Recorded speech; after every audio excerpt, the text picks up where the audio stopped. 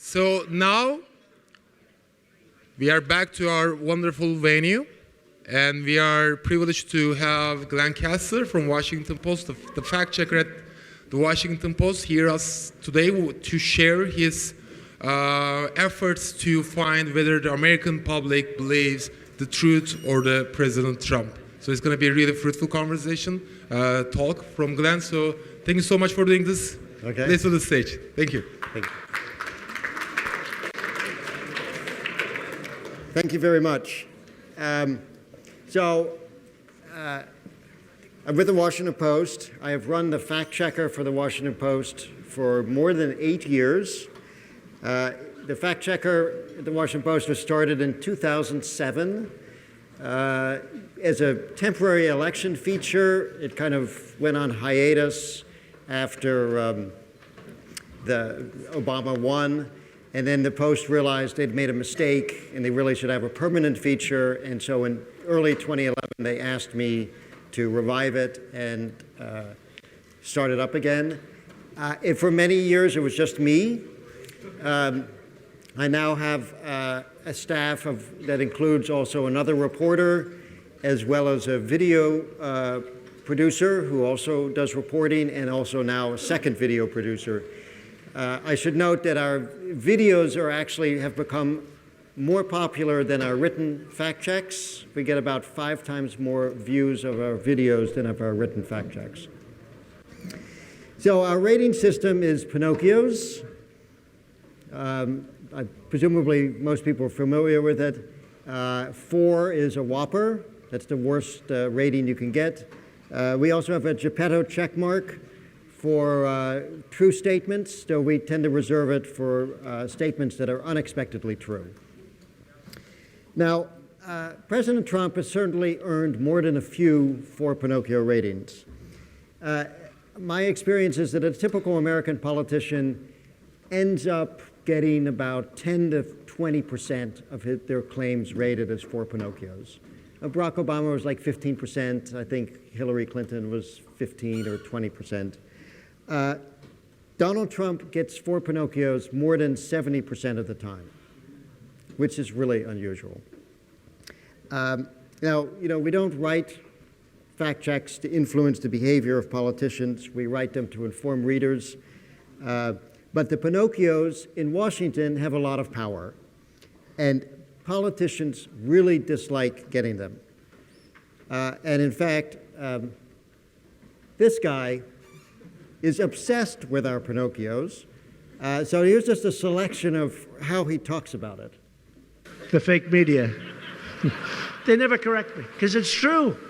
Oh, believe me, if it's off by 0.01%, it's like I end up getting Pinocchios, right? And now I think we have everybody, Mike. I better say think, otherwise they'll give you a Pinocchio. And I don't like those. I don't like Pinocchios. We've really gotten great reviews. People are loving it. Even a certain newspaper that I don't like very much came out today, and they gave Schumer four Pinocchios. And they said because he was not telling the truth when it came to the middle class, because he said it's for the rich, and it's really not for the rich, it's for the middle class. And I can tell you, and they'll go and check it. The one thing with them, they fact check. But even their fact checking is wrong. If I'm right, or if I'm 97.3% right, they will say, he's got a Pinocchio, or he's lying.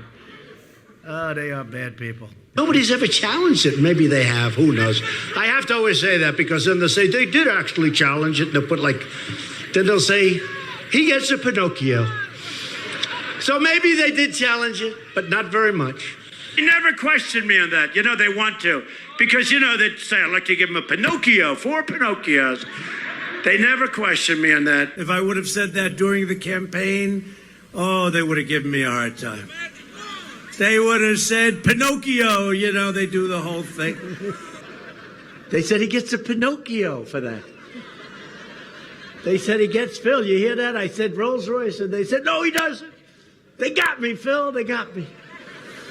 I didn't raise my voice. That was a lie.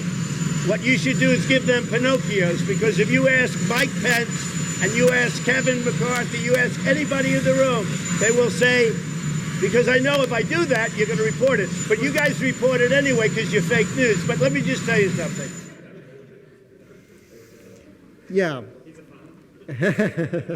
So, you know, he is obviously a regular reader of our fact checks.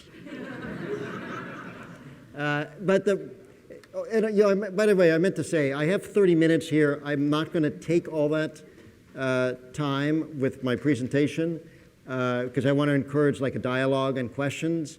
And if for some reason I say something that is confusing about American policy or American politics, or you just have a question while I'm talking, don't hesitate to raise your hand and stop me and ask me questions.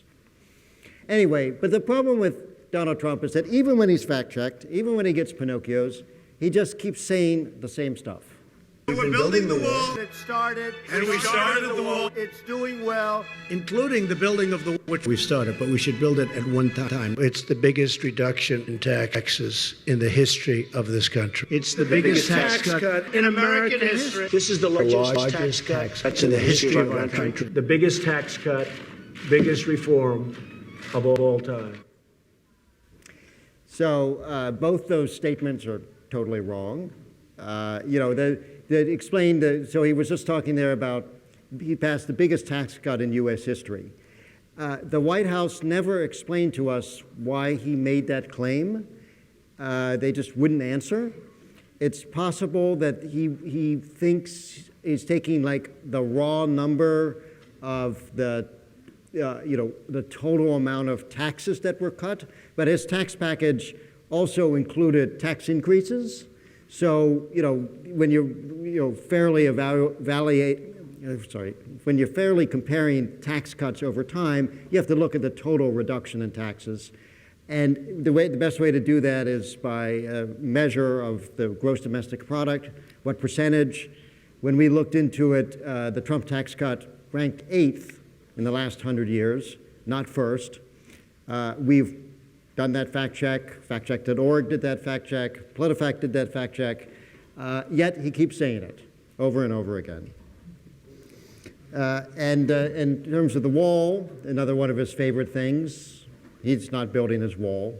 Congress has refused to appropriate the money that would allow him to use money to build the kind of prototypes that he had talked about when he was running for president. So, but that raised an interesting question because he obviously says it over and over again in an effort to convince people that he's right. And at the Post, we did two things to try to catalog this. We created a new category at the top there called the Bottomless Pinocchio, which was a way to, you know, highlight repeated false claims. The bottomless Pinocchio you earn when you say something more than 20 times that had previously earned 3 or 4 Pinocchios. So Trump has a whole bunch of those. I think it's up to 20 now. And then we've been keeping track of every false or misleading claim he's ever made.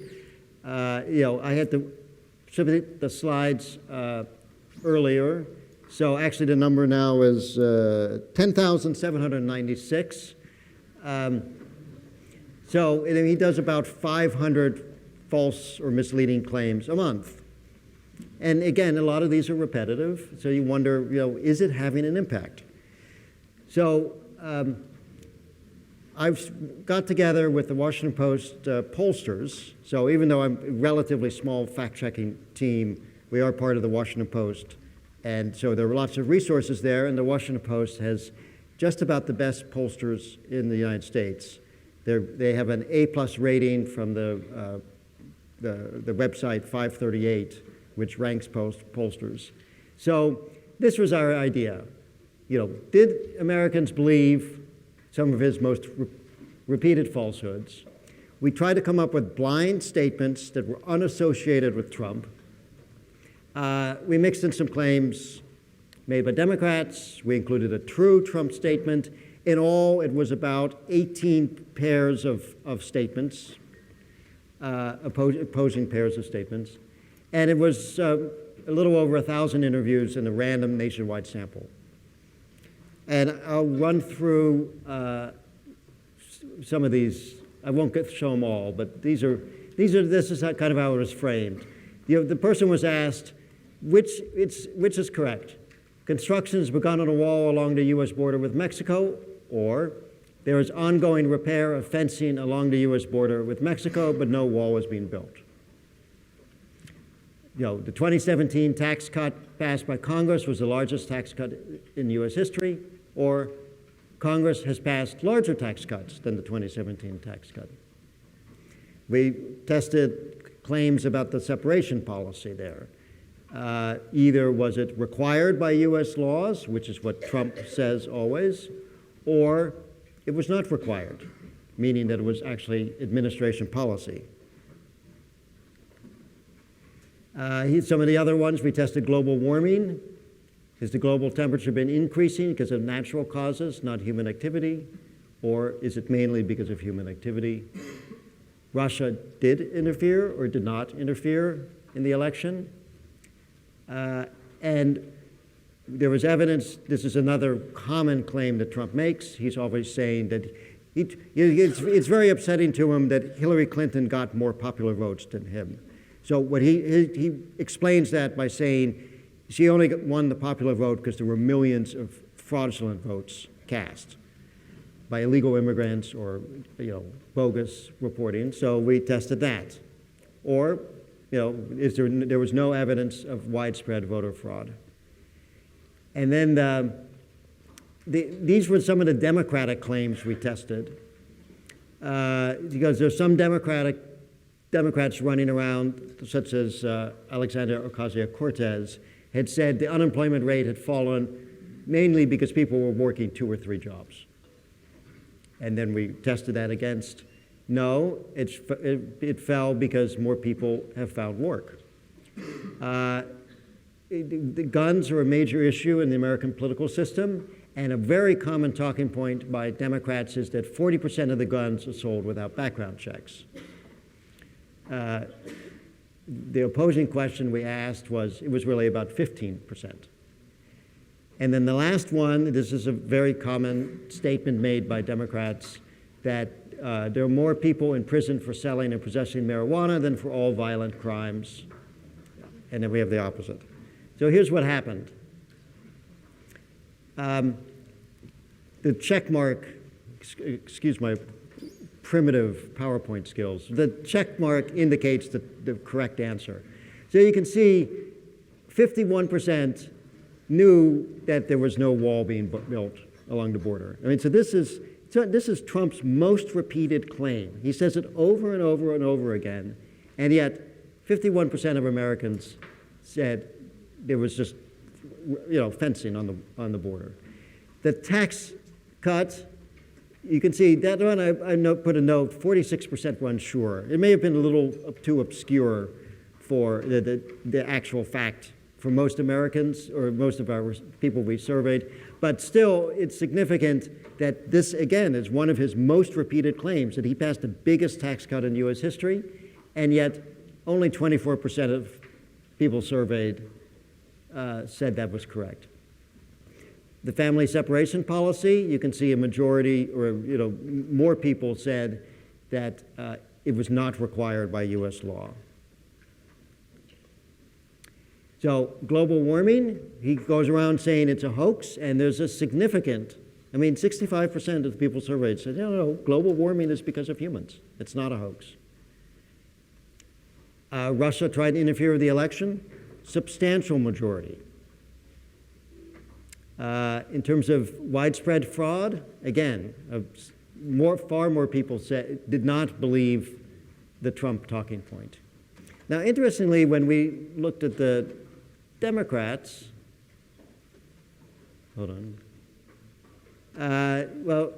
people understood that the unemployment rate was falling because more people found jobs. They weren't believing that Democratic talking point.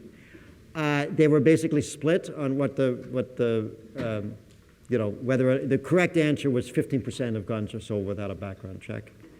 And then, interestingly enough, far more people felt that people were in jail because of marijuana than violent crime. So that's a talking point that did far better than any Trump talking point. Something that Democrats go around saying.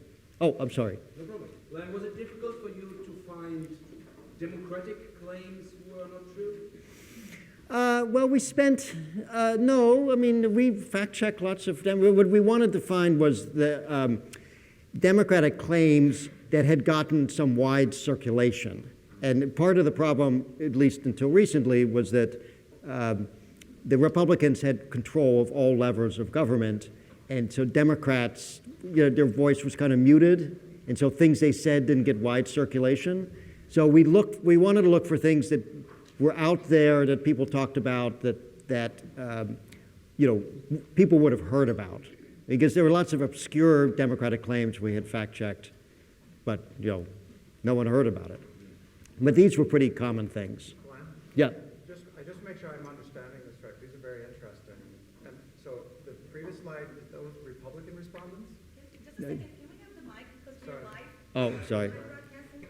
I just make sure I'm on the same track. This is all Americans. Is that your question? So these are all Americans. So these responses could be either by Republican or Democrat or independent attendance. Right. Yes. Are you going to break this down? Yeah, we'll for us have some later? breakdowns. Thanks. Yes. Yeah.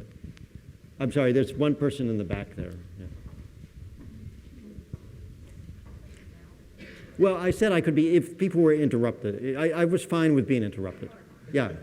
Yeah. Because I didn't want them to sit there saying, but by the end they would forget what the question is, and if they didn't understand the slide, then. Yeah, I want to understand if you are able to differentiate between, say, a congressman making or spreading misinformation deliberately, or just because he's gullible and he agrees with the statement. Do you ever differentiate between that? Do I differentiate between what? I'm sorry. Between spreading obvious misinformation and between spreading because he's gullible, he's not aware whether it's true or false. Oh, well, I mean, I don't know whether or not President Trump knows whether what he's saying is true or false, but he keeps saying it even though we say it's wrong. So presumably he might have an inkling that there's a problem with it. Hold on. Okay, so here's a breakdown. On average, 25% of respondents believed Trump's false claims. We had no idea what was going to happen when we embarked on this poll, but that was a really gratifying response. And you can see, only with the breakdown there is 20% of Democrats, 35% of Republicans, 44% of strong Trump supporters. So not even a majority of strong Trump supporters believed his claims. Only 35% of Republicans. And then just the specific questions that he's repeated so often. Construction along the border wall, 35% of Republicans felt it had begun. So most Republicans knew that it had not begun. It was only among his strongest supporters that he got a majority. He passed the biggest tax cut. Again, it's even 35% of his strongest supporters would support that claim. And here's a breakdown of the false statements that had the biggest support among his fans. So these are the things, and it's in order. So the separation policy, he had 60% of his supporters said that this was required by U.S. laws. So you can see that his messages are resonating with his strongest supporters. That's working for him. And that, and in fact, there was a connection between whether or not you were a regular viewer of Fox News and whether or not you believe this stuff. Because those messages are reinforced. If you watch Fox News or the Sean Hannity show, they would be saying, the president passed the biggest tax cut in U.S. history, or the administration was separating children because of U.S. laws, not because it was a policy decision. His second most favored statement, I hadn't put this on before, but that was that North Korea had done more to end its nuclear weapons program in the past 6 months than in the previous 25 years. And I think that's in part, again, you see the Fox News effect, because on Fox, he was constantly being praised for having done so much to resolve the North Korea situation. Of course, this was before the summit, the second summit, and everything fell apart, and now it's in total stalemate. But at the time, it was a very popular claim. 58% feel the U.S. funds the majority of the budget for NATO. That's also something he says a lot. Construction on the border with Mexico. Global warming, a majority feel global warming is just because of natural causes. And then finally, Russia did not interfere with the U.S. presidential election. And you can see that I put the numbers for the Democrats next to that just to indicate how totally split American society is. If you assume that core Trump supporters is maybe about 25 to 30% of the U.S. population. So then we included a true statement made by Trump, and you couldn't get even a majority to believe it was true. So that was one of our extra little tests there. So, we concluded it suggested his doubts about his honesty may lead people to be skeptical of what he says, even if it's true.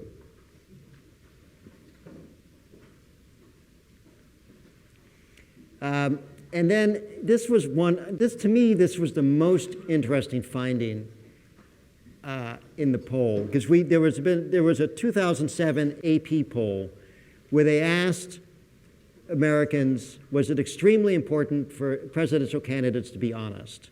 And basically you had around 70% of Democrats, Republicans, and independents say, yes, it was extremely important. So we used the exact same question on our survey, and Democrats and independents were exactly the same result, but Republicans dropped just 49%.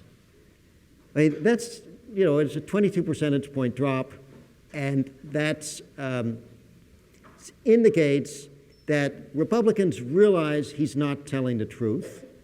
So they've kind of dealt with it by figuring out that it's not important to them anymore. So we asked what most trusted source of information about Trump's claims, and it turned out to be fact checkers. So I thought, that was also a very pleasing result, because we asked pollsters, if someone said it was a false claim, what do you think is the most reliable source? And fact-checking organizations came out as number one. So anyway, happy to take any of your questions. Yeah? Okay.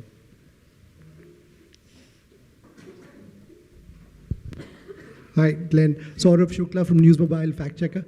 So when you look at a fact check in your news meetings, and how do you prioritize a fact check?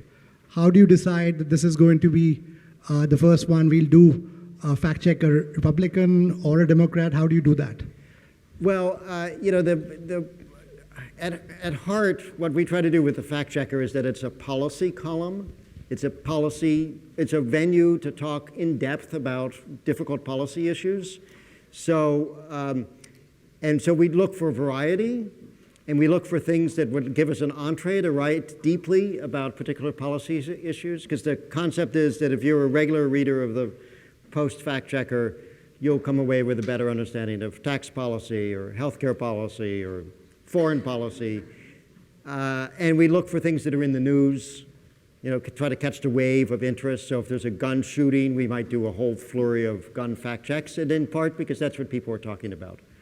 But we look for variety. We don't necessarily pay much attention to whether or not it's a Democrat or a Republican saying it. In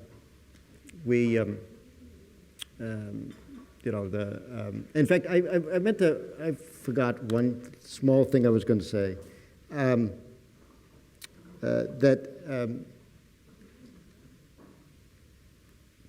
The one thing we've noted going into the presidential campaign is that the Democrats, this is anecdotal, appear to be trying harder to be more factual They have hired people that seem designated to respond to fact-checking questions. They are eager to try to argue their way out of Pinocchio ratings. And one thing we do at the Washington Post fact checker is that if a politician admits they made a mistake, made an error, we won't necessarily award Pinocchios. We'll still do the fact check, but if you say you made a mistake, you don't get the Pinocchios. Most politicians, in our experience, have not wanted to admit making a mistake and therefore took the Pinocchios. But now these Democrats, since they're running against a guy that has collected more Pinocchios than anyone on earth, they are trying their best to avoid them. Yes?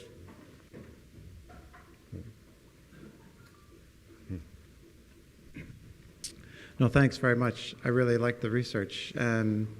So my question is, are you assured or worried that the American public can discern the truth from what they hear in the media? And the second part is, what do you think these results mean in regards to the relationship between politicians and the news and cable media? Because you're showing us evidence that the public, they trust fact checkers, they may have their strong beliefs, but that's through your research. What much of us see is what's on the TV, the clips you showed at the start. So I'd like just some of your conclusions, your own conclusions from this. Well, this poll made me hopeful, because the worry is that because the whole point of a politician repeatedly saying the same false thing over and over, it's like, is to create their own reality. And that reality does seem to be among his core supporters, but it's not spreading to other segments of the population.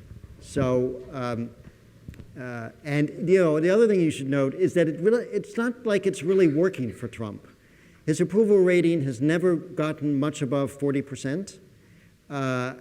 He has and the percentage of Americans that say they will vote for anyone other than Donald Trump is extremely high. There was even a poll that came out yesterday, Pew Research, that 53% of Republicans said they were embarrassed about things that Trump said, and 59% said they were concerned about things that Trump says. And Trump was never in a situation before where misleading people had consequences in how people viewed him. When he was a businessman, if he lied to a bank about his finances, the bank never put out a press release and said, Donald Trump, lied to us about his finances. Instead, they just said, we're not going to do business with Donald Trump anymore. And in fact, just about every bank in New York refused to do business with Donald Trump anymore. If a real estate, someone wanting to buy an apartment believed Trump when he said that the apartment building was 85% sold, and then they bought it, and then it turns out he never built the building because he'd only sold 5%, they would sue him. But again, it wasn't put in the media, it wasn't in the press release, so there was really no consequence for Trump to tell the truth on a regular basis. There was no consequence for him not telling the truth. And in fact, he succeeded. But now he's in a situation where and I think that's one reason why he keeps talking about the Pinocchios. Because and often it explodes around the time we've done another update of our database. And it's reported that this is the number now. Because now someone is keeping track of everything that he's saying, and he doesn't like that. Yes, sir. Thank you very much, really inspiring, Glenn. I've got one question concerning your motivation. And the second thing is a technical question. So I'd like to know, is it still like for journalists every day, still motivating, fact-checking the president? Or is it more like, maybe he lied another time? So just motivation. I think all of my American colleagues would say it's tiring. Yeah. And you? And the database has become quite a burden. When we started it out, it seemed manageable. It's just three of us that have to, every day have to sit there and add additional claims. So you imagine 500 claims a month. And so I'm actually really excited about the fact that we're fact-checking, all these Democrats, and they're writing about different issues, because Trump keeps talking about the same issues, but you can't let it slide. So you have to keep doing it. Thanks. And the second question is a technical one. I'm interested, you find out all these sequences when Trump mentioned Pinocchio. I guess there wasn't somebody who had to watch Trump videos for 2 weeks or something. So he had a technique, I guess, and maybe an... Where's Bill? There he is. Yeah, how did you find it? Yeah, well, all I had to do was go to his webpage, type in the word Pinocchio, and suddenly every time he ever said Pinocchio, it showed up there. And I sent the link to my son, who's just a college graduate, and said, please put this in one little clip thing for me. Easy. Thanks. Thank you very much. Because I wouldn't be able to do that myself. But all I had to do, so, FactBase is truly a wonderful thing. And I'll get my 10% later. But every word that Donald Trump has ever said is there, every tweet, every deleted tweet, what have you. So if you want to search for a particular thing, if you want to find out how many times he's mentioned India or Kenya or any issue that's important to your countries, you can go to FactBase, and within seconds, it's all there, every clip, including with the video and everything like that. So it's very helpful. Yes, sir. You think of life after Donald Trump?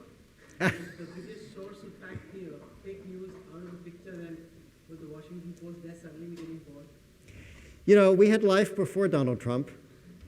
I was we did, so it's, I don't know. I don't remember what normal is anymore. So. Oh yeah. So I want to know: do you think that your fact checks have any effect whatsoever on Trump fanboys and girls, or they believe and they will carry on believing no matter what? Well, I think what's interesting. There have been a few occasions where we've written fact checks about something where he has stopped saying it.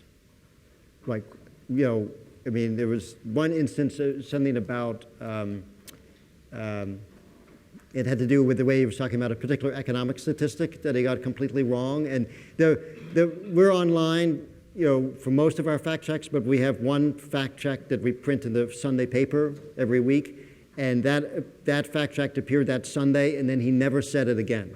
I don't think he necessarily reaches online, but he certainly sees the Sunday paper. And you see them occasionally adjusting. I've noticed that the Trump campaign has people that are very eager to answer questions about the president's facts when they can, which is a change from the White House. So I think they realize with the campaign coming up that it's something to pay attention to. What? My question was really about his supporters. Oh, about his supporters. Every social science research shows that you absorb information that confirms your preconceived notions.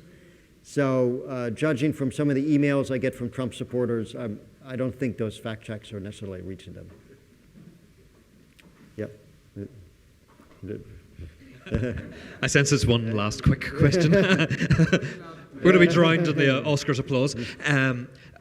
To what extent, though, does the current politician who occupies a lot of your time, how much does that distract from other topics that you could usefully be looking at? So is there a sense that actually one person is drowning out all kinds of other things that could be, light could be thrown on those, when actually not much light could be thrown on your current target? Well, I mean, the reason we created a database was to try to avoid that trap.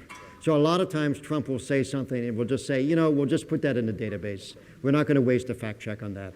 And we'll fact check, because again, like I said, the whole point is to really help people understand policy better, and we have to cover a range of things, not just what the president is talking about. Anyway, thank you very much. you.